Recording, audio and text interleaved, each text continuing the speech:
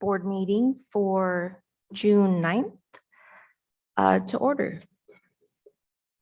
We will begin with our tribute.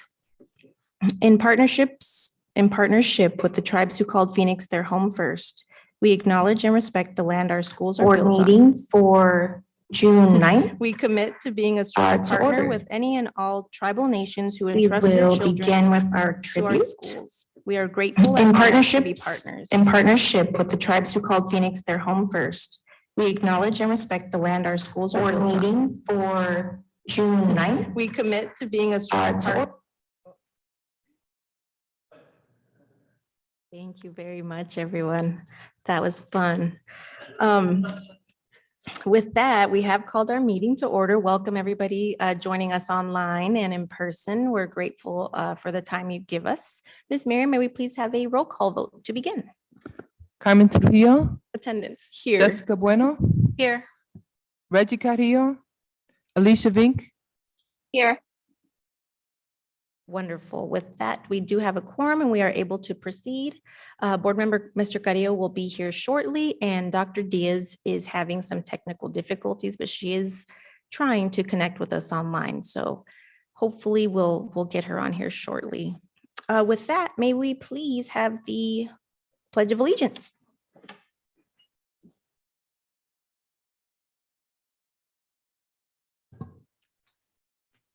I pledge allegiance to the flag of the United States of America and to the republic for which it stands, one nation, under God, indivisible, with liberty and justice for all.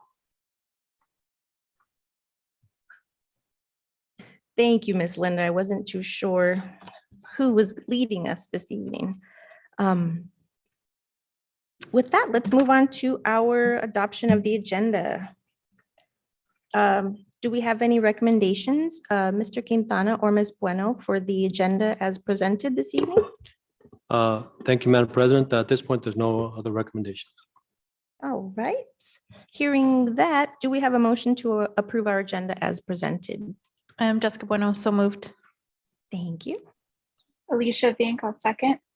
Thank you very much. Ms. Mary, may we please have a roll call vote? Carmen Trujillo. Aye. Jessica Bueno. Yes. Alicia Vink. Yes. Laura Diaz. Not yet. Not yet. Okay. With that, our motion does pass. Thank you. And we will move on to our awards, recognitions, and announcements section, which I believe I get to go first this evening. Let's see, our first one, Bethune second grader Caitlin Kizak received a grant from the Phoenix Suns and APS to offer the Mad Science Assembly to students in kindergarten through third grades. The Mad Scientists demonstrated the differences between dry ice and its chemical reactions. What a great way to make science fun. Yay. Congratulations to Herd School's Team Viking Farmers for winning the People's Choice Award in the Health Corps Teen Make Health Happen National Project Health Showcase. You might recall seeing the team's video challenge at the last governing board meeting where they won the Best in Physical Health category and $300. Now they've won the next level of the competition and earned an additional $500 to support their community impact project. Way to go, Team Viking Farmers. Emerson School was featured in the ASU News for a partnership between ASU students and their Design and Arts Corps celebrating the school's 100th anniversary. The ASU students and Emerson Junior High students worked together to create projects to celebrate the anniversary. Together, they conducted interviews for an oral history project, planted 100 trees and bushes, and participated in diorama building. They also wrote, designed, and starred in their own movie, and they created a short story, a magazine, a yearbook, and a comic book.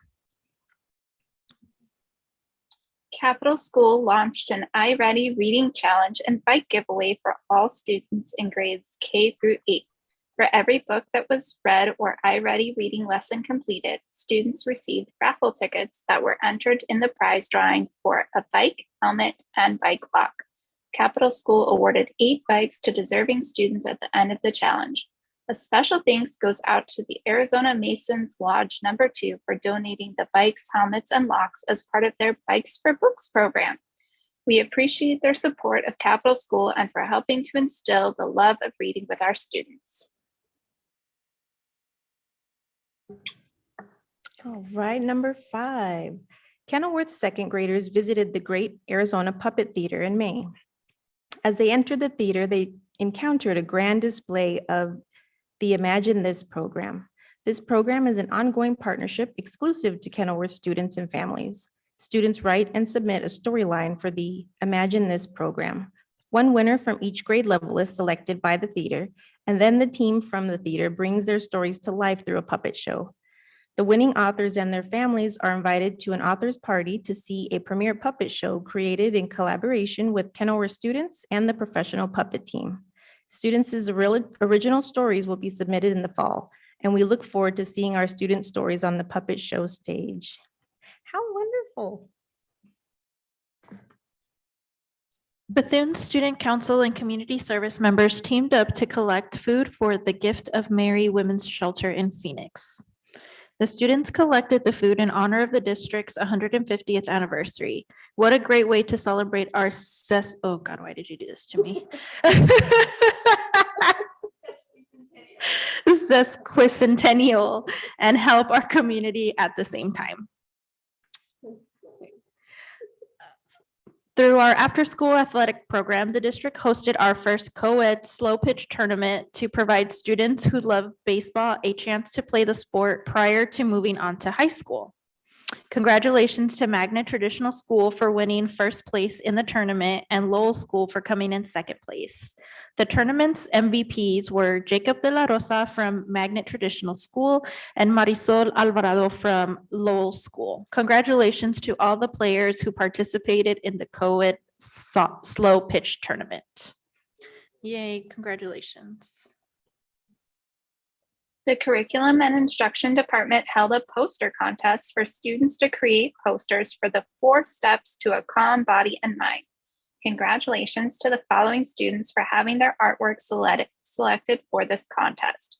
Marcus Ortedana, 5th grade student from Garfield, Max Asbel, 8th grade student from Kenilworth, Julia Reyes, 8th grade student from Kenilworth, Leslie Gomez, 2nd grade student from Emerson, who received an honorable mention award. Nice, nice. Thank you, Dr. Vink. And Ms. Bueno, let's see, number 9, we got on May 24th and 25th, the District Curriculum and Instruction Department's Prize Patrol made surprise visits to 12 schools to present the Platinum Shining Star Awards. This recognition was awarded to teachers for being the highest grade level class in the district for meeting growth targets and/or improved placement on the Iready reading and math diagnostic tests. Overall, 39 awards were presented to teachers across the district. Yay. And we are proud of the outstanding accomplishments from our teachers and students on the Iready tests. Great job, team. All right.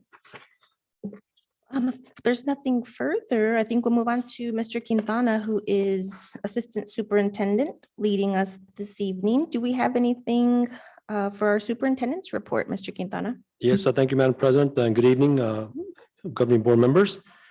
We wanted to provide you information regarding updates from Maricopa County and also from the district information regarding transmission rates of COVID and other information. So with that, we pulled the information from the county reports, which, as we said before, are not available every Tuesday. And so these are from this past Tuesday's reports. The first thing I want to show you is information regarding the community level. This again is for the entire county. And they're showing from the health department, the community level being low. Go to the next.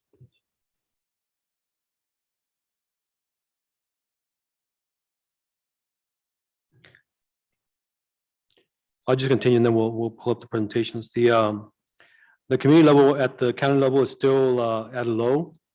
But also there's been increases in transmission rates that also going to show you.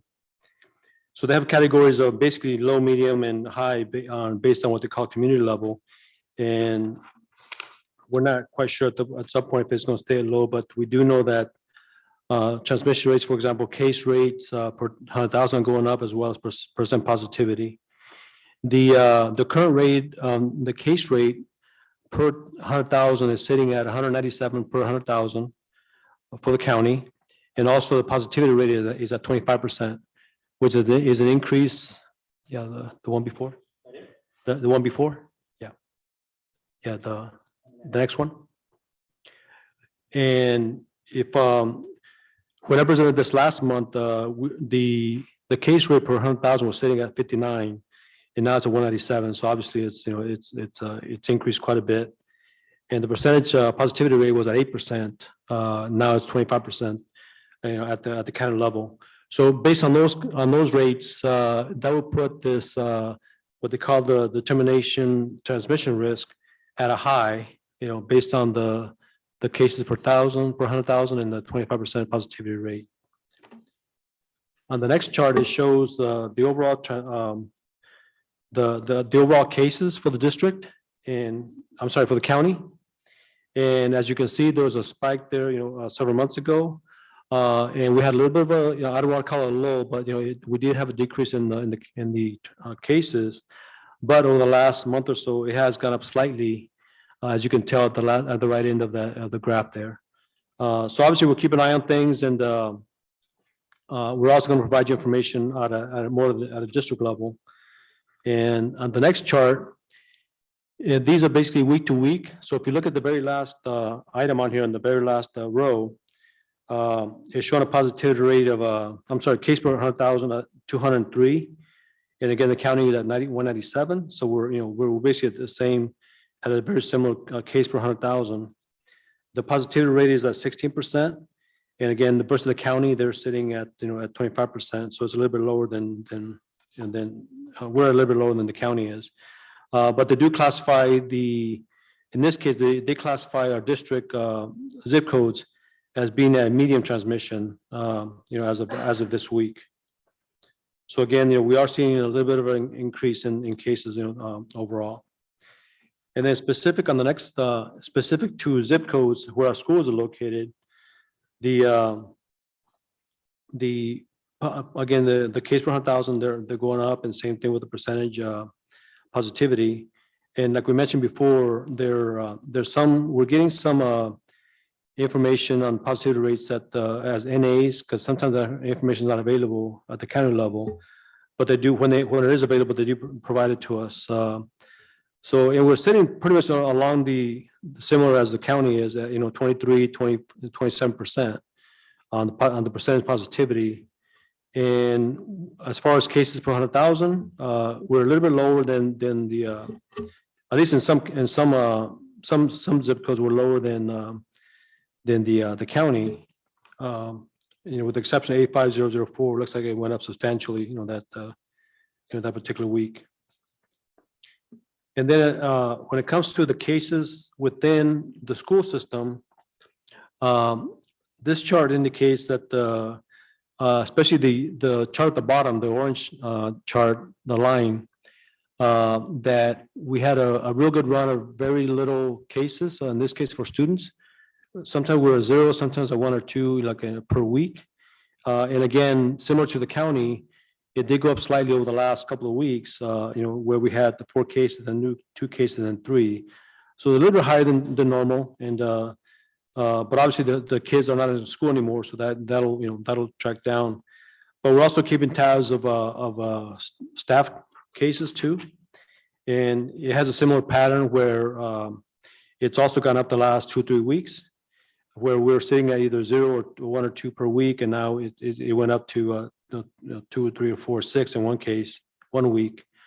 So again, it's starting to trend up a little bit. And obviously we can't, we don't know what the future holds for this, but we're definitely going to keep an eye on this and try to make some determinations, during the summer, for next year when the kids come back to school, and figure out the best approach to take, the best safety measures we can take, if this continues, the way it is. Any questions? If not, then this report, I'm pretty much done with the report. Mr. Quintana, I have a quick question.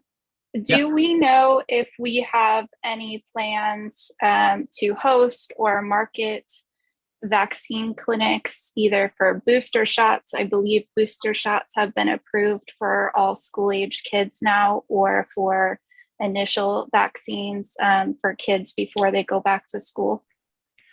Yeah, there's some plans. In fact, there's some schools that we had some events over the last month or so that we promoted those events. I believe Garfield had one, and I'm not sure which other ones schools had.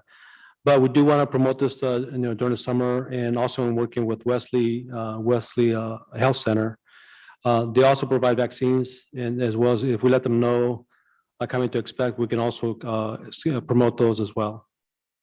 Okay, yeah, I think having a big push for July, especially because it takes a couple weeks for, at least for the booster, to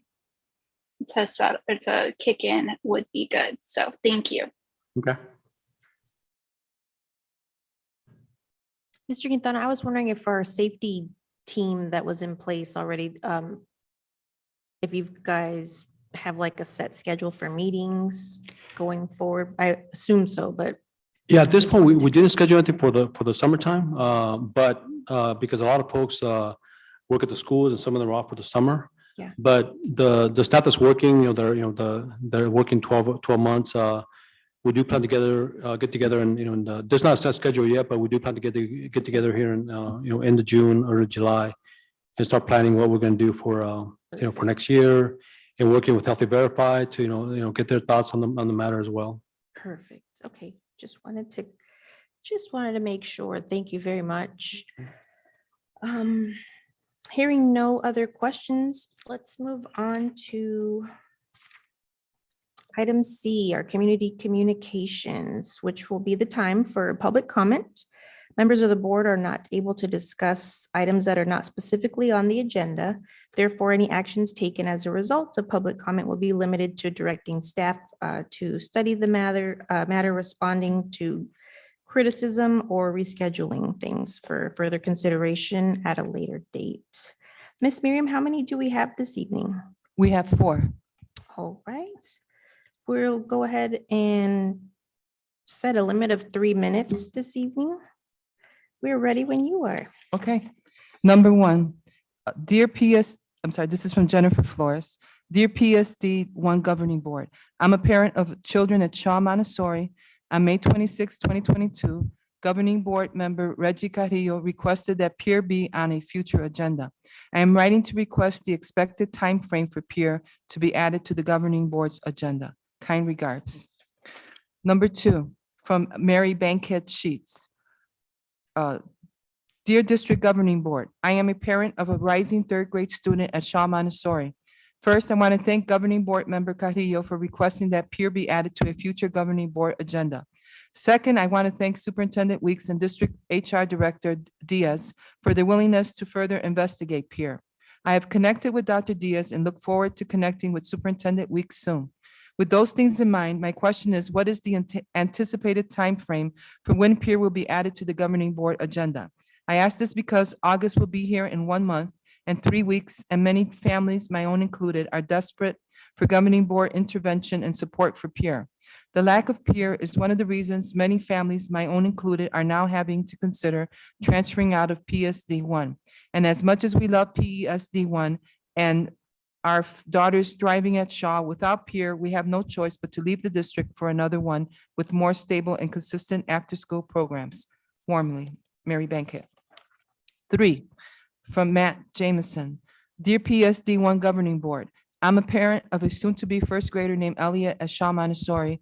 At the May 26, 2022 Governing Board meeting, Board Member Carrillo requested that peer be on a future agenda. I'm writing to request what is the expected timeframe for peer to be added to the agenda.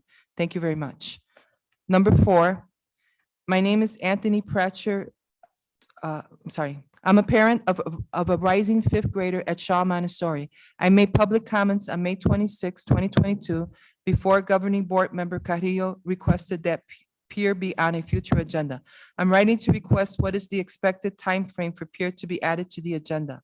We have less than 2 months until the upcoming school year. My family will need to make arrangements for after-school activities if my child is not able to get off the wait list. In this sense, there is urgency on our end to determine what our plan will be for the fall semester.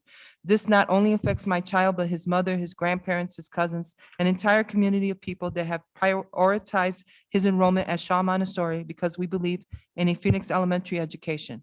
In turn, I request that you prioritize our concerns about peer staffing so that we will have sufficient time to make plans for the school year. Thanks again. That's it. Thank you very much, Miss Miriam. And thank you to everybody who sent in their comments. Your voice is valued. We respect the time that you take to make sure you connect with the district. So thank you very much. With that, we will move on to our consent agenda. Are there any recommendations, Mr. Quintana, for the consent agenda this evening? No, Madam President, at this point, there's no recommendation for changes. All right. Do we have a motion to approve the consent agenda as presented? Jessica Bueno, so moved. Thank you. Alicia Pink, I'll second. Thank you, Dr. Vink. With that, may we please have, or is there any discussion? All right, hearing none. Ms. Miriam, may we please have a roll call vote? Carmen Trujillo, Aye. Jessica Bueno, Yes. Alicia Vink, Yes. Laura Diaz.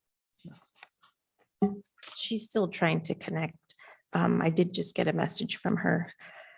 With that, our motion does pass, though. We are able to move forward. Let's see. So at least that's done. So our consent agenda is in, and I believe we are adjourning to an executive session here. My apologies, I got lost here. Okay. With that, we'll be taking a minute to have an executive session regarding our bond election coming up. So we're going to meet with our legal counsel to discuss matters regarding that. And we don't believe this should be longer than an hour, but no voting will take place in there. Everything would be done out here in the public. And with that, do we have a motion to adjourn to executive session this evening? Jessica Bueno, so moved. Thank you. Alicia Pink, I'll second. Also, Madam President, I am not sure that I have a link for executive session. So if you could just make sure I get that, that'd be great. Perfect. The team is on it. Thank you very much, Ms. Bueno and Dr. Vink. Let's do a roll call vote, Ms. Miriam, when you're ready. Carmen Trujillo, Hi. Jessica Bueno, Yes. Alicia Vink. Aye. With that, our motion passes and we will adjourn to executive session at 6:39 p.m. See you guys soon.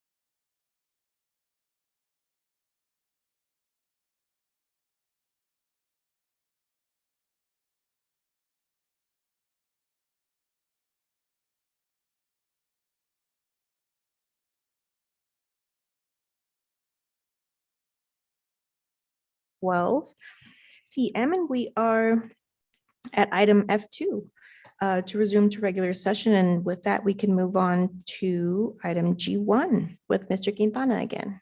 Yes, thank you, Madam President. This next item is a recommendation made from administration to the governing board to adopt a resolution ordering and calling for a special bond election.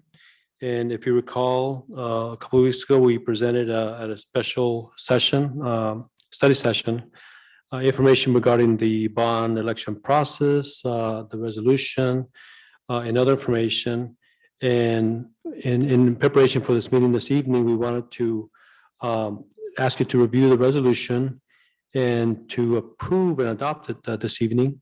We also have a couple of folks that are joining us in case there's any questions on things that you might want to inquire about. And that's Jim Gill with Gus Rosenfeld and also Ken Chirikpa. Sorry, I hope I didn't butcher your name, Jim. Ken. That's all right. It's Cherevka. Chirikpa, yeah, thank you. I was close. So we do have both Jim and Ken also on Zoom if the board has any questions. So with that, wanted to we provide you copies of the resolution. We also have it on the screen if you want to be able to see it on the screen. But basically, we wanted to just see if we can answer any questions for you and ask for your approval. Thank you very much, Mr. Quintana. Any discussion from our board members?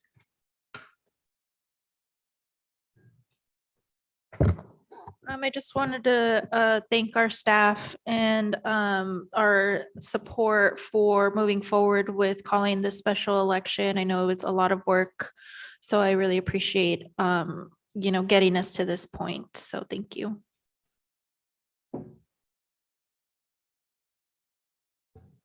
Absolutely. Our district does rely on these heavily, and we're grateful that we do get the support. So Mr. Cherevka, is there anything you want to share with the board this evening regarding the resolution? No, nothing from me. I believe you have everything that you need. Thanks for checking, though. All right, hearing no further questions, do we have a motion to approve our resolution this evening? Jessica Bueno, so moved. Alicia Vink, I'll second. Thank you, Ms. Bueno and Dr. Vink. May we please have a roll call vote, Ms. Miriam? Carmen Trujillo, Aye. Jessica Bueno, Yes. Alicia Vink, Aye. Thank you. With that, our motion passes and we approved our resolution. Thank you, everyone. Let's see, we are moving on to item G2 to have a discussion regarding our certified teacher stepless salary schedule. Yes, Are I'm sorry. No, I was Yes, just- thank you, Madam President. This is going to be a follow-up discussion that we've had over the last few months. I think it started in February with an effort to working on increasing our staff salaries, at different levels. And also in some levels that are going to be higher where they're mostly needed. And so this evening, we want to continue the conversation but also give you specific recommendations of our increases and ask for your approval this evening. So that way, if we get your approval this evening, we're able to basically put this increase in place on July 1st of the next fiscal year. And so with that, we do have a presentation that both Dr. Vic Diaz and Damon Norris will be presenting. All right, welcome, Dr. Diaz. Thank you, Mr. Norris, for being here. I'm really excited to get things like this going. So thank you for all your work you put into it. Absolutely. All right, Madam President, excuse me, Madam President, members of the governing board, members of cabinet, members of the community at home. It is very humbling, and I am very honored to be the person presenting to the board today. We have two agenda items on the agenda today that we're recommending approval of. The first is a increase to salary schedules. The other are additional increases that would be received by those staff who participated in the TIF 4 and the TIF 5 grants. That would include our certified staff as well as our administrative. So this proposal will give information about both of the items, but we have put those into two different items to show that they're two different increases that would be on top of each other. And so as we come before you today, I just want to first start by saying a lot of people participate in a lot of different committees over the past several months to get to the point we're at today. That includes our meet and confer committees, that includes our Prop 301 committee, and other leaders throughout the district who have come together to really try to balance the needs of everybody and align the interests that we all have in making sure we have a sound compensation strategy.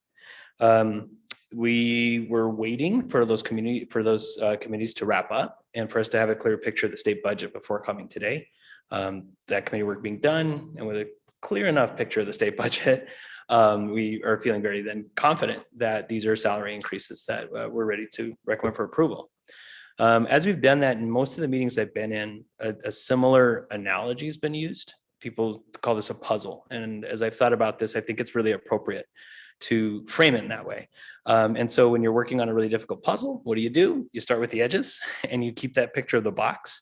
And so what we did is we printed for you two different handouts that we hope will provide that for you.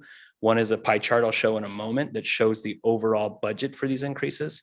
The other is a list of several different employee groups and what these increases would do to their average salaries. And so with that being said, as we have met, we've really honed in on 4 cornerstones and 4 focus areas as we think about compensation. The first is we know that compensation is the way we reciprocate commitment. We know our staff commits so much of their time and their energy and their talents to our kids and their families. Our compensation is one way that we reciprocate that back. So at the same time, though, we want to make sure that we're staying competitive with other school districts. Our compensation analysis later on in this calendar year is going to help us ensure that. But we also know just anecdotally from looking around that these are going to make sure that our salaries are very strong competitively. The other thing we also want to make sure we're always doing is being clear. The principal at Kenilworth School, Mr. Pietrangeli, says often that clarity is kindness. And that's something that we've started to say more and more often in human resources. The more clear we are with people with their compensation, the more trust we build. And so we also are using these increases to do that. And then, of course, we want to make sure we're being fiscally sound, that we have increases that we know we can sustain from year in to year out. And so with that, I'll pass it over to Mr. Norris to talk about a $3.5 million budget that we have allocated towards these increases. Good evening to you both. So we did look at the budget. Dr. Weeks and Mr. Quintana and Dr. Diaz here constantly challenged me to keep going back for more and trying to find more so that we could do more. We were able to identify a budget of about 3.5 million, as you guys can see. All of this, with the exception of what is starred up there, which is that 25% compensation from TIF 4, is what I would consider sustainable. This is all going to be coming out of mostly M&O funding and will be sustainable. As I say that with a caveat to what the state passes as a budget in future years, will be sustainable for us. So we wanted to put this not on ESSER, not on Title I, not on all these other places that are not necessarily sustainable from year to year to year. And we were able to get 3.5. I am taking out of one-time funds, which are different accounts that we have money in that we can use that money for the $570,000 of the TIF 4. But we are able to get the support staff about 1.7, the certified base salaries to 1.1, and then administrators to the 186,000 mark, which gets us to that 3.5. So this is sustainable funding, and as long as the state continues what we think they're going to continue, these should be for many, many years to come, I hope. And so it'll get us to what Dr. Diaz is getting ready to go over from pretty good wages here. So if there's any questions, I can answer questions about this. Otherwise, I'll wait till the end. Awesome. I'll turn it back over to you. Yeah, thank you. So as you look at this pie chart, you'll see that if we look at the total, for every dollar we're spending on compensation increases, about 47 cents of that is going to support staff, another 48 cents to our certified staff, either through base salaries or TIF 4, with the remainder going to our school administration and then our district administration as well. And so with that said, we'll go through each of the different pieces of this puzzle, starting with our teachers and our resource specialists. We know that this has been a topic of great discussion for many months at the governing board. This is the same information that was presented to the board back in February when we did a receive and discuss item on teacher compensation. And so to review this and to make again clear what is being recommended today is of our certified teachers, everybody on the certified teacher salary schedule, as well as the resource specialist salary schedule. We're proposing an increase of $1,500 to each of their base salaries. That would be prorated for those that are less than full-time.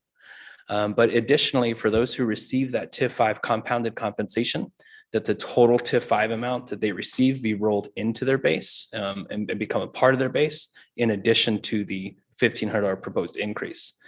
For the average teacher who receives TIF 4, it's about $700. And at the maximum level, it's as high as $1,125. The other, going back to the one time that Damon had mentioned, is that we want to use that those district reserves to sustain 25% of the current TIF 4 amounts. For those teachers who receive TIF 4, that's an average of about $2,400, at the maximum level $4,500. Like I said, these have already been discussed to great length at the governing board, but it's also important to contextualize them with what the governing board approved in April in the Classroom Site Fund.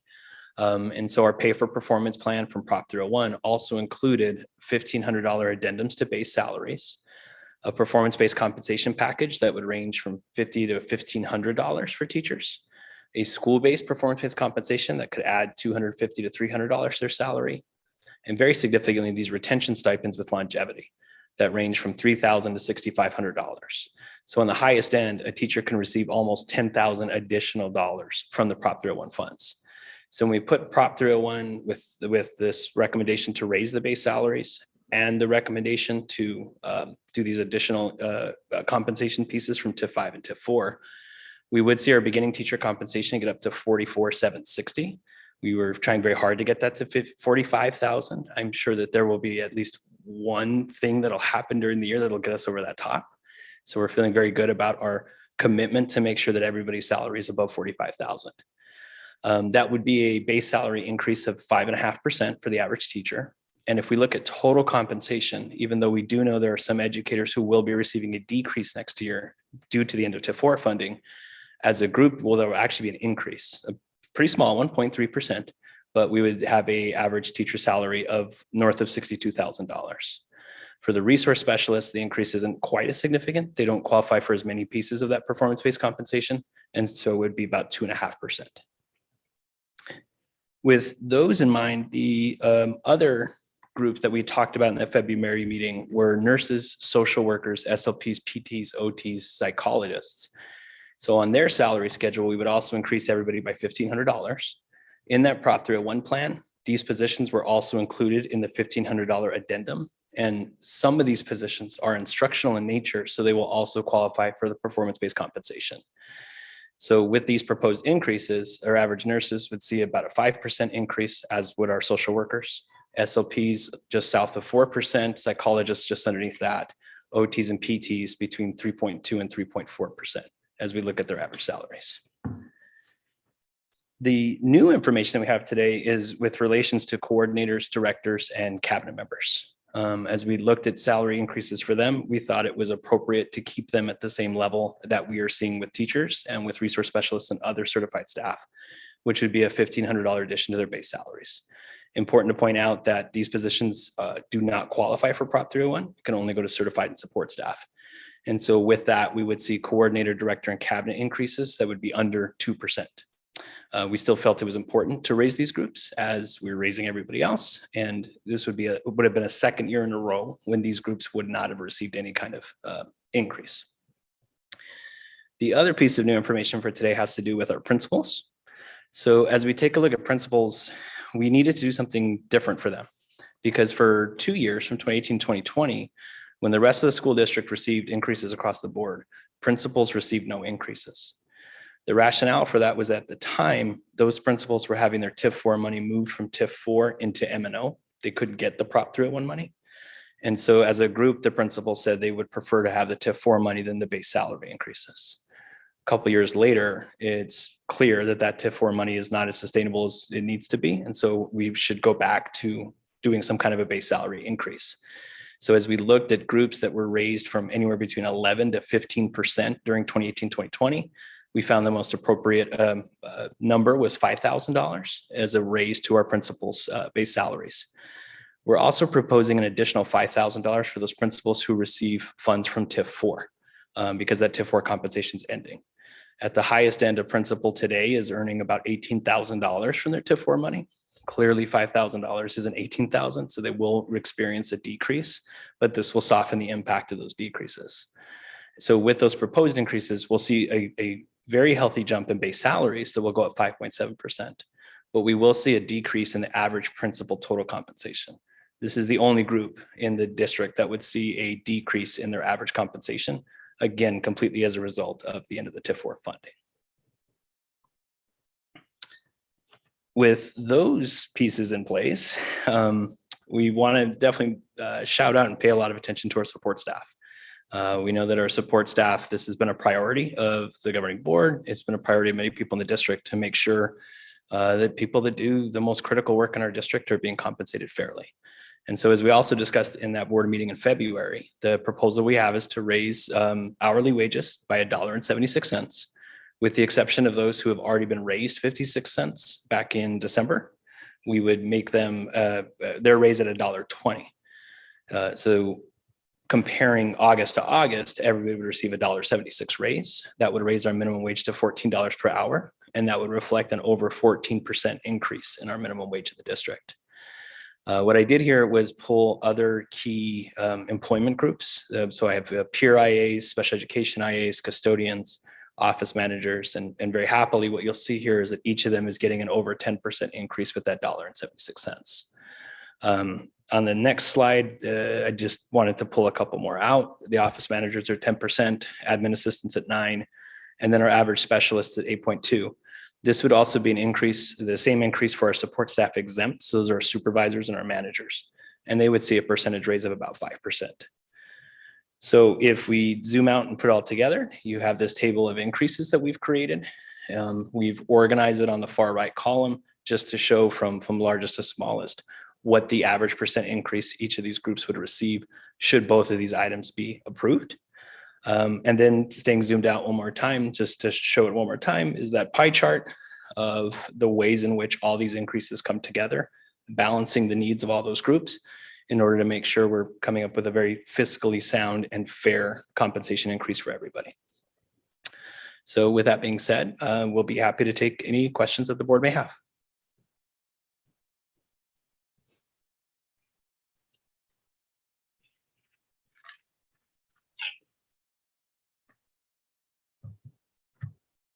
I'm trying not to get out of my chair and jump for joy because this is something very near and dear to me, I guess. So I'm really grateful for all the digging around and extra time you guys take to continue to work on this. And I do know this is not where we're stopping. I know we are working to try and find more money. You guys are trying to work and find more money. So I'm just so excited. So I'll stop and ask a quick question. Would it be all 14 principals that are getting both of these things? Or what's the breakdown and why do we have a breakdown between that? Because I would hope they all would, but I do want to understand why we don't have that. Great question, President Trujillo, members of the board. It isn't all 14 of the principals because they're not all TIF 4 earners. TIF 4 ended in 2018. So any principal that was hired in 2018 on never participated in that grant. And so those folks would be receiving the $5,000 increase because at the same time that the group then, and I think they made the best decision with the best information they had at the time in terms of saying, well, keep the TIF 4 and not take a raise. There was a consequence to that to everybody hired since 2018. That group didn't get a raise. And so we started to notice as we were hiring new principals, why does it feel like their compensation isn't at a good level? And we realized was because for those years, the salary schedule did not take an increase. So it's going to make right those principals that we've hired since 2018 while still trying to do right for those principals that have been here for the longest and done really difficult work for a very long time. And so that's why that divides there. It's identical to the one we've discussed with teachers in terms of just those that were in TIF 4 and those that were not in TIF 4. Sorry. Oh, sorry. And in terms of the actual principals themselves, in the next agenda item, you'll see the list of every individual who would be receiving that increase. And so you would see then which principals would be receiving that. Thanks for reminding me what the difference between those years are.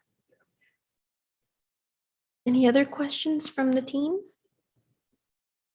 I did have one about I think it's slide number 6, the nurses and the psychologists and the social workers. Are they all year-round staff or only during the school year? Great question, Vice President Bueno, members of the board. The work schedules for these folks is a little bit more than a teacher. For psychologists, SLPs, PTs, OTs. They stay for an extra 10 days, typically a week before and a week after. In order just to get their services ready and to close up their services for the year, there's quite a bit of substantial paperwork that they have. So for some of these folks, that they're not year round, they're not 12 months, but they're not as short as I shouldn't say short, teachers work many, many days.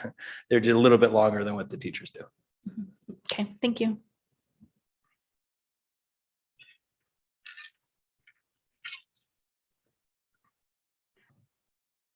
Hearing no further discussion.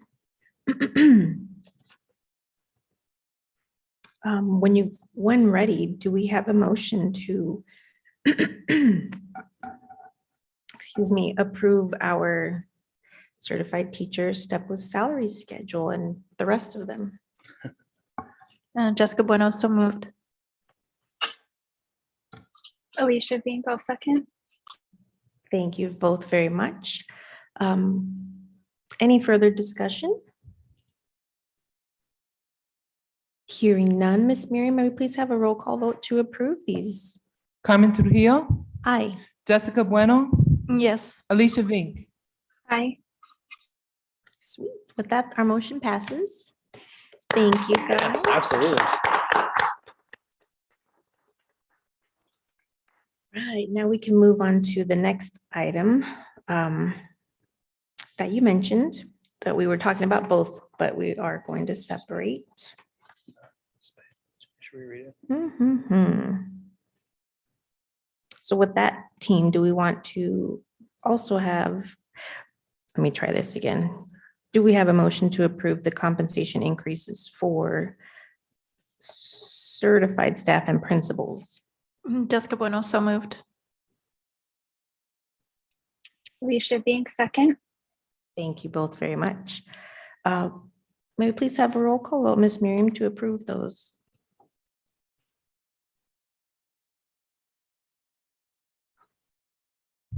Carmen Trujillo, Aye.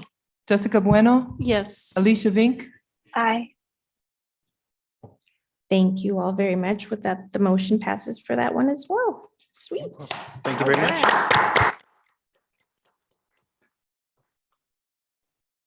Okay.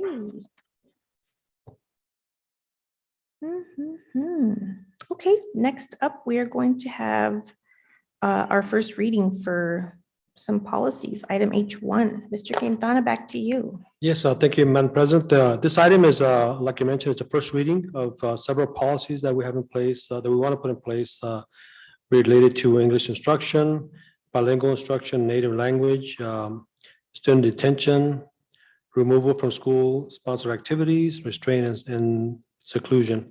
At this point, we're not asking for an approval. We just want to give the opportunity to review them, and we will provide a second reading at a future meeting. And at that point, we'll ask for your approval. So if there's no questions, this is something we just wanted to review and consider. And we'll take a vote we'll ask you to take a vote at the next meeting or at a future meeting.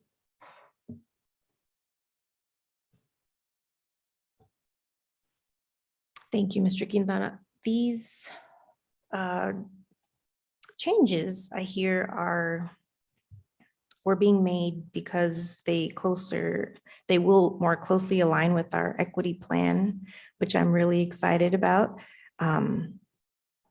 So it's not just, the formal ASBA adopting of policies. So I'm really grateful to know that this work is going on. Any further discussion from the board regarding these? This is Alicia. I just wanted to mention that I really appreciate Dr. Gonzalez's charts in our board updates that help us kind of understand how these policies are being revised. I think that might also be helpful in the future for the public to be able to see too. But I don't have any other questions or comments at this time on these policies. Thank you for that, Dr. Vink. I try to give her such kudos for things like that, and she stays humble and lets me just kind of give her those compliments. So I am in complete agreement. She does make things more fluid. Again, to echo off of Dr. Diaz mentioning Mr. Petrangeli, clarity is kindness. So I completely agree. But hearing no further discussion, we could move on to our next item, H2, regarding the second reading and the approval of policy KHC, and then also a peach jar presentation with Miss Linda Jeffries. Welcome. Thanks for being here.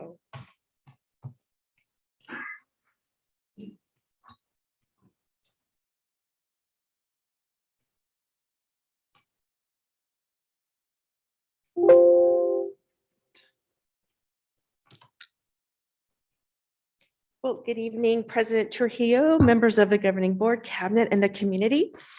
Thank you for the opportunity to present to you. Tonight, we're asking for your approval of second read of policy KHC. Back in May, we presented this policy, and the board had a number of questions regarding the policy, some recommendations to language change, and then also had some questions on our flyer distribution mode. And so what I wanted to do tonight is I wanted to present information on Peach Jar, which is the electronic delivery mode that we use for distribution of our flyers. And then after that, we'll look at the policy recommended changes, and then we'll ask for your approval of second read. So I'd like to just share a little bit of information about Peach Jar. And what is Peach Jar? So Peach Jar is an electronic digital flyer management solution that many school districts use to distribute flyers to their families. So back in the day, we used to give hard copy flyers, but this is a much more environmentally friendly way of distributing flyers, both for the school district as well as our community organizations. There are nearly 40 school districts within Arizona who are currently using Peach Jar to distribute their flyers. So I want to just talk with you a little bit about the cost for Peach Jar. Peach Jar is free to the school district. We are not paying any fees for Peach Jar. And normally Peach Jar would charge each school site $750. And so we're actually saving more than $10,000 by using this service and by having it free to the district. Now, the reason that it is free is that community organizations are charged $25 per flyer per school to send their flyers out. So that's how Peach Jar makes their money, and that's how they're able to offer it free to some school districts. So we happen to get in on a special rate when they were offering that rate. So as I mentioned, Peach Jar distributes flyers at no cost when promoting a free event or activity that does not encourage participants to join any sort of fee-based programs and that they're not making any money off of products or services. Because we get this for free, the district agrees that all of the flyers from our outside organizations are posted to the Peach Jar flyer boards first, but that they also may be distributed in the front offices, so we can make them available through the school offices as well. So schools may also distribute flyers, hard copy flyers, if the organizations request us. The only thing is that they first have to post to the digital flyer board, but then we can also send them out if they wanted to provide hard copy flyers as well. So I want to talk a little bit about Peach Jar's community free flyer program. So they offer a free distribution to organizations who meet some the following criteria. So it has to be a charitable organization. It has to directly benefit students. It doesn't require participants to qualify for anything. And then there are no fee-based programs, and they're not making or collecting money off of fundraisers. So through this community free flyer program, those organizations are able to distribute one flyer per every 28 days. In addition, the organization is not a nationally recognized organization. And then in order for them to qualify for this community-free flyer program, they simply just have to create an account and request authorization through Peach Jar. It's a very simple process. So one of the questions one of the board members asked is, how do community organizations establish their accounts? And so on our website, and I'll show you this in just a few minutes, but on our website, there's information. The organizations just have to contact Peach Jar. They go to peachjar.com and they submit, there's a community organization button. So they click on that. They just provide their organization name, the type of the organization, the postal code, phone number, and click submit. Once they do that, it's a very simple process. And then Peach Jar then approves those organizations. So once an organization is an approved vendor through Peach Jar, then they can apply for the community free program. And all they do is email support@peachjar.com and request for an application to have a community free button uploaded to their online account. And so once that goes through, then the organization sees on their end, when they upload a flyer for approval, they'll have two buttons. One is if it's a fee-based and one if it's a free flyer. So they can click the community free flyer and then Peach Jar will review it. If it meets all of the criteria, then they'll approve that flyer to be distributed free of charge. Again, following the criteria that I mentioned earlier, one flyer every 28 days per school district. So the advantages to using Peach Jar: flyers are distributed electronically and they go directly to parents' emails.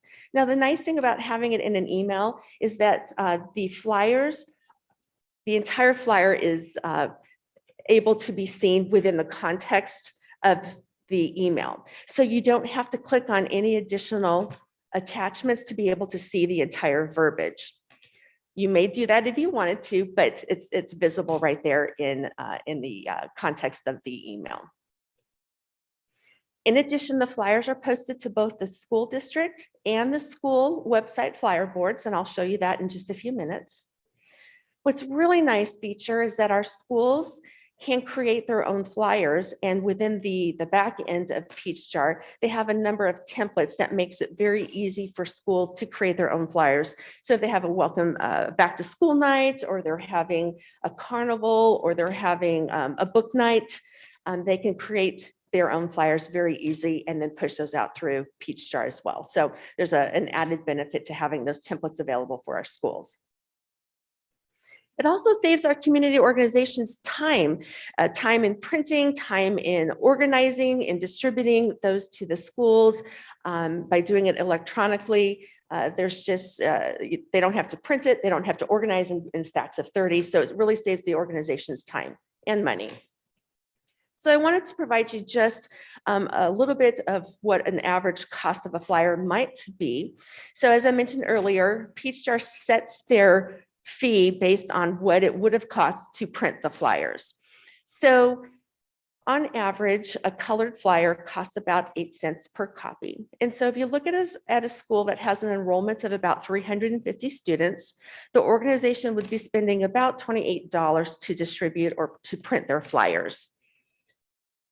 For a school that has an enrollment of about 480, it would cost about $38 to print those flyers. So as you can see, it's a relative cost, and at times Peach Jar is actually saving organizations money. So I wanted to share a little bit about the Peach Jar analytics with you. So currently we have 27 organizations that have created accounts and have requested flyer distributions. And you can see those organizations there. And then I also wanted to provide you with a little bit of information on just the last 10 flyers that have been approved and sent out. So on the left-hand column, you'll see that's the number of emails that were sent. The middle column is the number of unique opens. So if somebody opened an email or if somebody opened a flyer from one of the school flyer boards. And then the last column is the open rate. So you can see on the last 10 flyers, our schools have had an open rate of 47 to 57%. And then on average, you can see at the bottom total line on average is about a 51% open rate. The average open rate for a marketing email is 21.5%. So our open rate far exceeds that of normal marketing materials. So, and what I'm hearing from Peach Jar is that this is an incredibly high rate. And so we're very, very pleased to see that our families are using Peach Jar. And then this just provides you some analytics by school.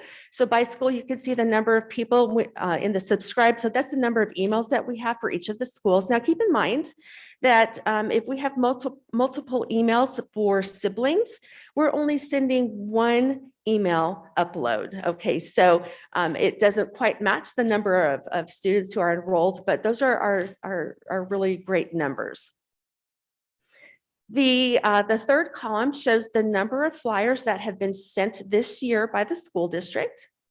And then the next column is the number of flyers that have been sent by outside organizations. What's really nice about Peach Jar is they're environmentally friendly. And so they show us how many trees we save by using Peach Jar, which is, you can see the tree saved column. And then the number of pages of paper that we're saving by doing a digital distribution. So all in all, the last 10 flyers, you can see that we've saved 1.9, or I'm sorry, all year long, we've saved 1.9 sheets of paper. And I'm sorry, back on this slide, I meant to tell you that the last 10 flyers, the time frame for those flyers to have been distributed would have been between April and May. So it was the last month of the school year.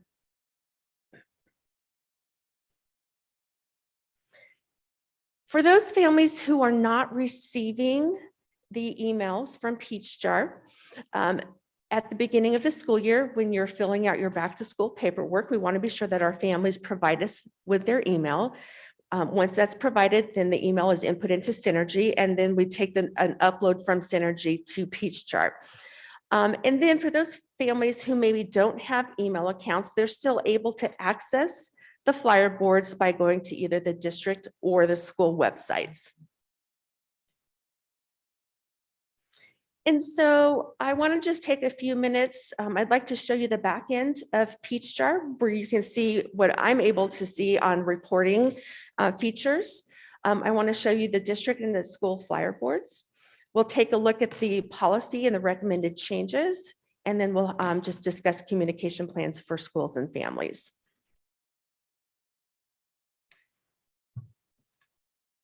So if you give me just a moment, Randy and I are going to switch screens here. Thank you.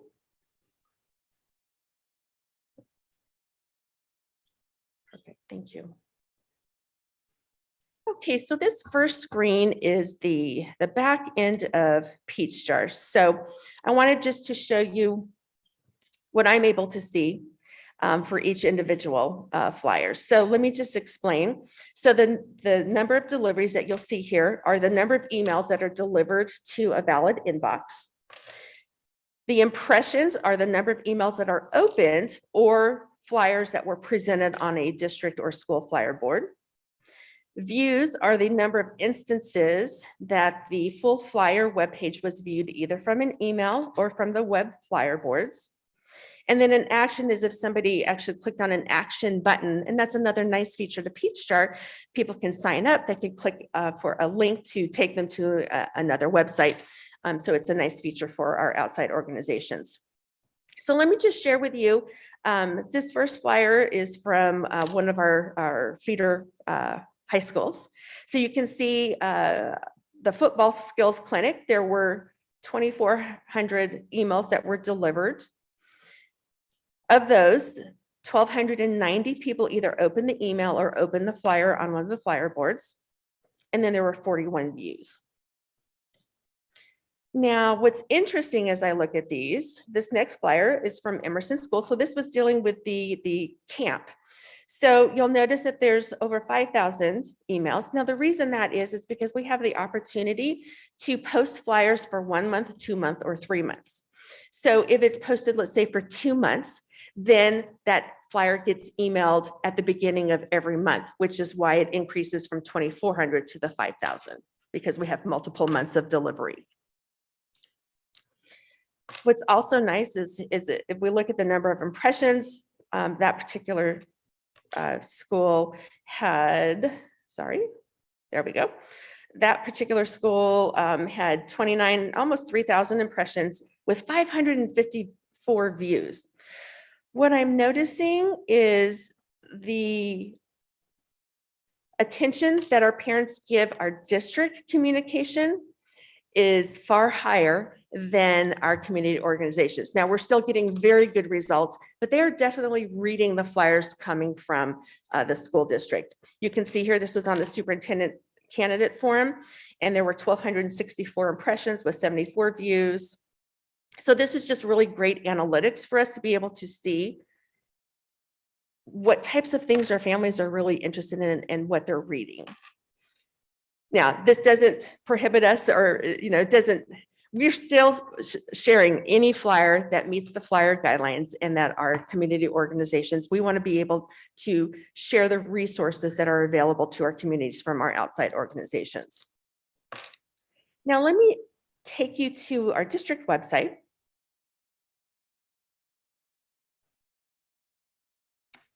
And let me see this one right here. Okay, we're going to go right here. I want to go to our district website.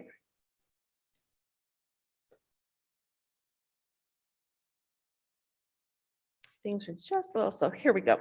So for families who don't have email and they're not receiving our email, they can go at any time to the district or their school website, find a peach for Peach Jar.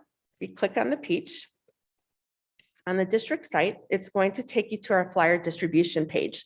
So this provides our community organizations with the process of flyer approvals. They can click right here. It'll take them directly to Peach Jar so that they can create their account. There's information here. If they needed assistance, they can call Peach Jar directly.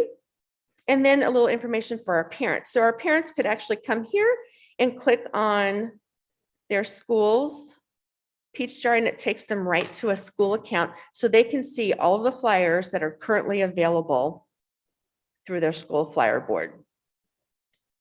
Now, for those parents who go directly to their school, let's see here.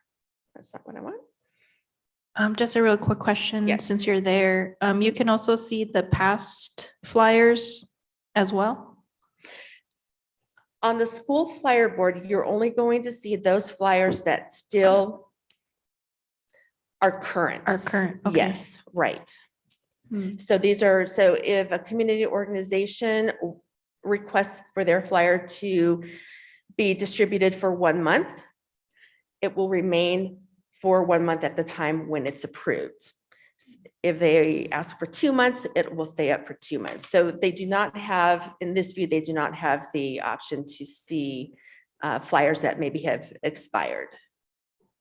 Okay, Okay. I'm asking, just because, there could be an instance where a parent sees a flyer and they're like, well, I'm interested in those services. And then later down the road, Sure. they're thinking, oh, what was that organization that was providing those services? So it's just wondering, how do they access that past information? Unfortunately, from this view, they're not able to access. If we have their email and they have an email, they can always go back to their email and that flyer will be in their email for them. And then if all else fails, they can certainly contact me and I could do some research to make sure that we get them connected with the resources. Okay.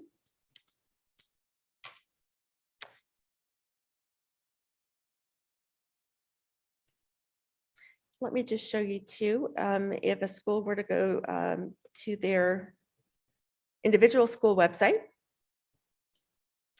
Again, if they click on the peach up in this header, it's going to take them directly to the district page. But down below in the school information, we also have a peach jar link. And if they click on that peach jar link, it takes them directly to their school flyer board. So they're able to access that flyer from multiple different entry points on the website.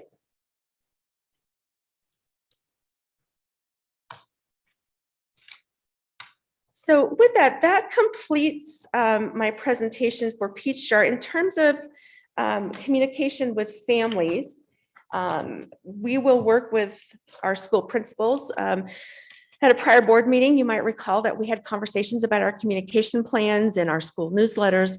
So this is a great avenue for me to work with principals in terms of creating communication for families so that they know where to go for information. And we can have a regular newsletter article that appears on a monthly basis on how parents can find resources, what Peach Jar is, how do they find it, how do they receive an email? So that will certainly be something that I'll be working with principals on so that we regularly communicate with our families where they can go to find information from outside organizations. So with that, are there any questions from the board before we move on to the policy? Are there any questions from the board on Peach Jar? This is Alicia. I have just a couple of questions. First, I want to thank you so much for this presentation. I absolutely appreciate the analytics provided. I also received my first Peach Jar email and was able to see a flyer about our family center. So that was fantastic. So my first question is, how did I end up getting that email now? So is it the schools, is it each individual school's responsibility to make sure that families' email addresses are then connected with Peach Jar, or is district doing that? Who's managing that? So great question, Dr. Vink, members of the board.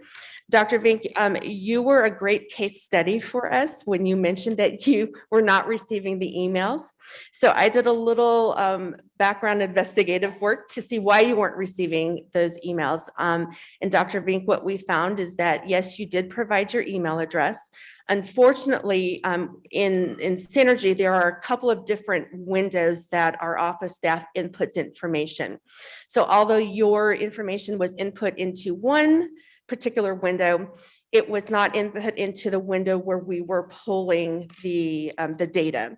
So that allowed us the opportunity to continue working with our office staff on what Synergy windows that they need to be inputting all email addresses when our families are providing that information to us.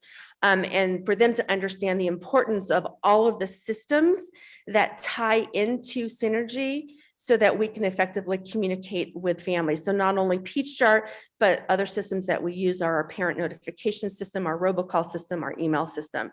And so thank you for sharing that information and allowing us the opportunity to look a little further into that. I'm glad to hear that you're receiving flyers. And so that tells me that our system is working and that it's updating on a regular basis as well.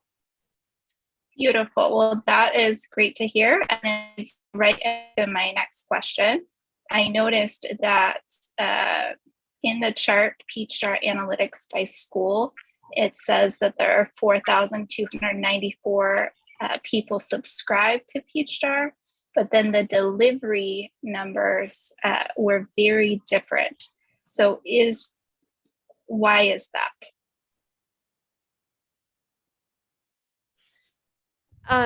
So Dr. Vink, so it could be, and I'd have to research this a little bit more, but it could be that we have those emails initially. And then parents have the opportunity to unsubscribe at any time. So if a parent chooses to no longer receive communication, they have that right to unsubscribe.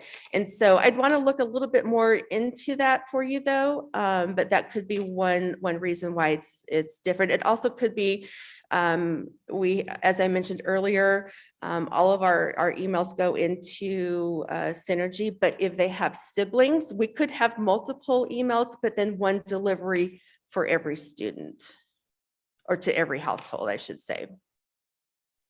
Okay, that would make sense, but it's still something interesting to maybe check into just to make sure that our households, as many households as possible, are receiving those. But otherwise, I appreciate this presentation. Thank you so much. You're welcome. Thank you. I have a really quick question. Does the district have one of these accounts for just district stuff? So the district uses the same account. Okay. So, so all of our schools have the opportunity to create their own flyers and post through Peach Jar. I use it. Ms. Paloma uses it for our family engagement. So this is the one system that the district uses to share information from both the school and community organizations. In addition to their other communication modes, Class Dojo and the other forms that our schools have. Well, I guess I'm just thinking about enrollment coming up and then how we could maybe do a flyer to tie our social media stuff in there. Absolutely. If you saw notice, the- we have our preschool flyer. My excitement came when I saw the Facebook, Instagram, and Peach Jar logos moved to the top. So that is awesome. So I'm hoping we can do that for the rest of the schools and things like that. So not Absolutely. everything And- just goes there. And if you were to look at this throughout the year, you would see when we had our kindergarten roundup, we have flyers for vaccinations, all of those health and wellness types of things that we promote all year long. Anytime we have something, I always upload it to Peach Jar, so do our schools. You know, for promotion, just visiting schools and passing through the office to sign in and things like that, there's always like a section for us, a couple of flyers that are up there. Do we have any plans to maybe have like a like a plastic thing that might put those in there at some point for, so because sometimes it's just like in a corner, but then sometimes it's really organized. So That's a great observation, and I will certainly work with principals and take a look at what our front offices look like and make sure that we there's not a have. ton of them, but the few that are Sure. there, they look great and they're timely. So, you know, Absolutely. just so that my main question was seeing if the district had one. So I'm really excited. Can I piggyback off of what you're saying? I think it might be cool to also maybe have a QR code for Peach Jar. So when parents go in there and then they see like the empty wall of no flyers on there, we can just explain like, hey, we're going eco-friendly. Here's a way to see our digital flyers. And that way they can easily sign up in case we're kind of missing that in the Synergy. I like that way better than having great flyers idea. out there. Just like a board that says, here's our current ones or something. Yeah, Right. awesome. That's an excellent idea. Thank you. But I didn't have any other questions, so I apologize for interrupting. That's okay. I Ready did when you are. I had, have you approved any flyers that are like hiring or job fairs? From other like community partners or organizations that are hiring? I'm just thinking off the top of my head. I don't believe that any other community organizations have submitted flyers for job fairs. But certainly we would certainly look at that. Most of the flyers that come in really are specifically for students or resources for families. And so we see a lot of things for like boys and girls clubs, after school care or summer camps, flag football, those athletic types of programs. So, but certainly if community organizations were to share something like that, we'd want to just make sure that the content fits within the guidelines of our flyer policy. And certainly we could look at that. Thank you. Because that leads to my next point is Dr. Diaz is gone, but this was for him. What if we created a flyer of saying, we're hiring in our different departments here in the district because we can directly speak to our Sure. parents. So that might be a good idea to let our community and parents know that we are hiring. Absolutely. It's a great idea. I'll share that with Dr. Diaz as well.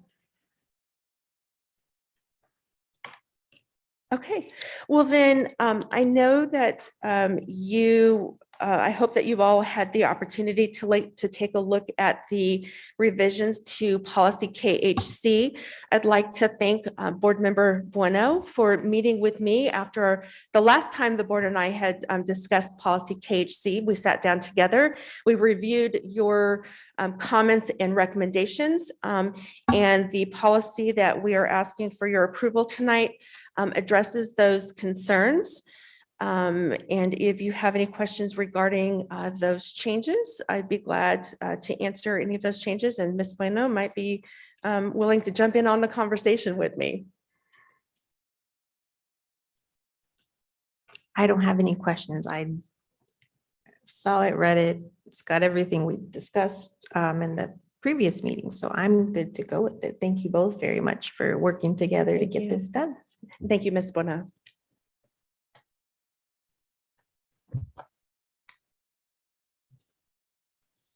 All right, hearing no further discussion, do we have a motion to approve policy KHC this evening? Jessica Bueno, so moved, because I am Oh, the you should take co-author. She is. Thank you, Ms. Bueno. I will second that. Thank you both.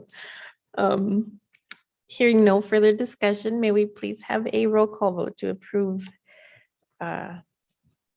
this policy? Thank you, Ms. Miriam. Carmen Trujillo, Aye. Jessica Bueno, Yes. Alicia Vink. Aye. With that, our policy, our motion and our policy are approved. So thank you, guys. Yes. Love that. Growing stuff for the community. All right, we are going to move on to item H3. And this item is a bit special. The board declares this is an emergency because Juneteenth, coming up on June 19th, celebrated June 20th, will occur before our next board meeting. So under policy BGB, it allows the board to do a first read and an approval. So with that, it looks like policy, BGB, changing the holidays and vacation so that staff can be off now that that is a federally recognized holiday. I don't know where I put it.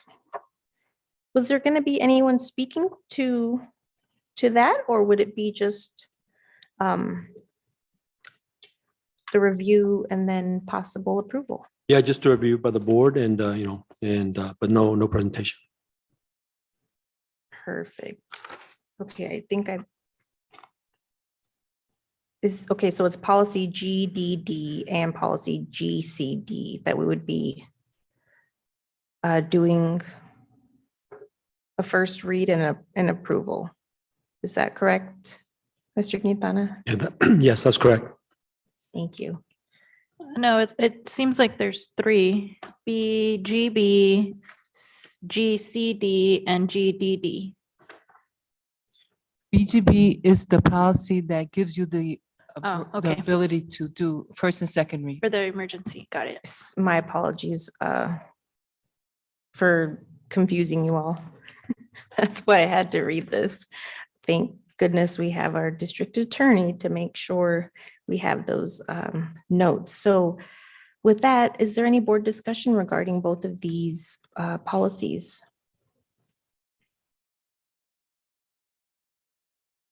I'm excited. Oh, go for it, Dr. Vink. Sorry, I just had one question, because I don't know that I've looked at a policy adding a holiday before, so I'm just wondering, does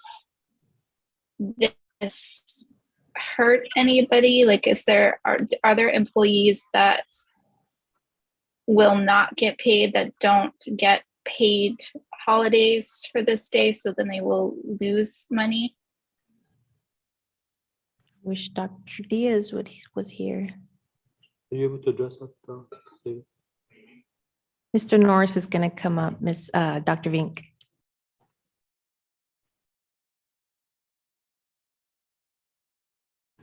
I should get paid for Dr. Diaz tonight. You should. So what this is right now is because it happens during the summer, it's going to affect the 10 and 12-month employees, which are typically almost all salary, but it would be, from my understanding, would be a paid holiday so they should not lose any pay. Perfect. Thank you so much. Then I don't have any further questions, and I am happy that we could bring this to the table and so timely. Agreed. This is another one of the things Dr. Gonzalez is on top of. When she hears there's an issue, she makes sure she handles it. So we have her to thank for this, and one of our employees who asked her a question. So I agree. I'm glad that we are doing this, and I apologize to anybody that might be hurt that we hadn't done this, when the holiday actually took effect. So I'm glad we're doing this before it happens. Any other questions while Mr. Norris is up here?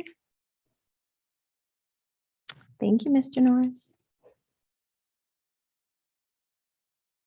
With that, team, do we have a motion to approve both of these policies as a first read? Jessica Bueno, so moved. Alicia Vink, I'll second.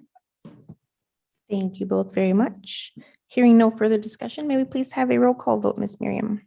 Carmen Trujillo, Aye. I'm sorry, Jessica Bueno, Yes. Alicia Vink. Aye. Wonderful. With that, our motion passes, and we have a new federal holiday added to our policies. Thank you all very much. With that, we can move on to item I1 and have a quick discussion to receive, discuss, and take possible action on our future board meeting dates. Have we all had a chance to look at those? Okay. Perfect. Dr. Vink, you're all right with those dates as well? Yes, thank you.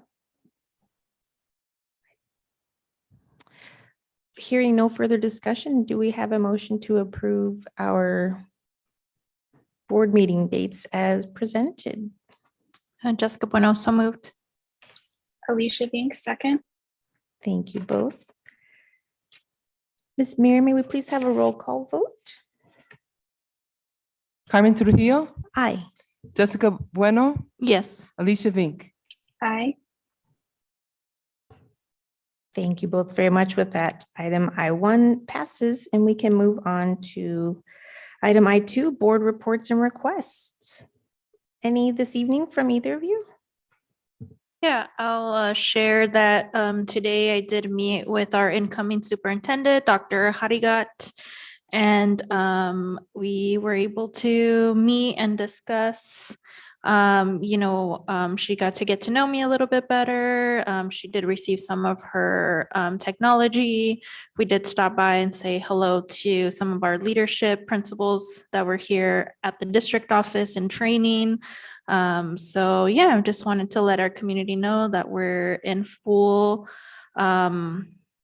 full steam ahead of, onboarding our new superintendent, and she's very excited to be at the district and to get started. And as we prepare next month when she starts and get ready for our new school year coming up. So that's all I have.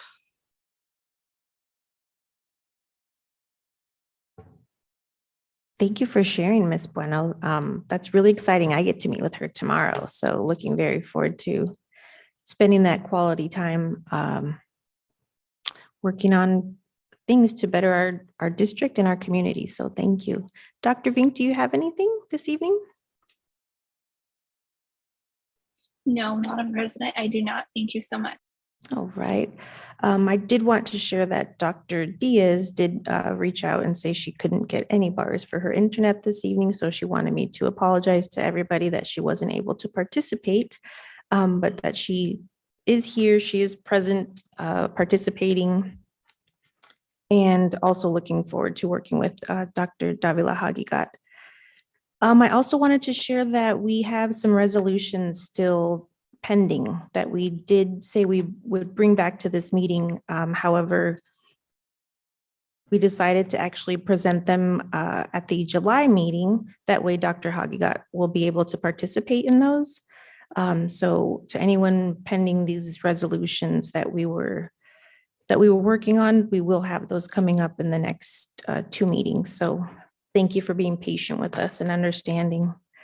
I don't have anything further. So with that, we could move on to future agenda items, if there are any.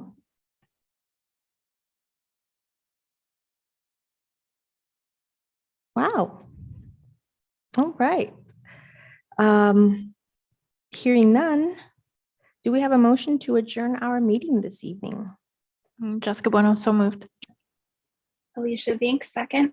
Thank you both very much. Ms. Mira, may we please have a roll call vote to adjourn this evening? Carmen Trujillo, Aye. Jessica Bueno, Yes. Alicia Vink. Aye. With that, our motion passes and we will adjourn our board meeting this evening at 8:20. Thank you all for participating online and in person with us. Next board meeting will be June 30th, just approved, and it'll be a regular session and it'll start at 6:15. So thank you all for your time. And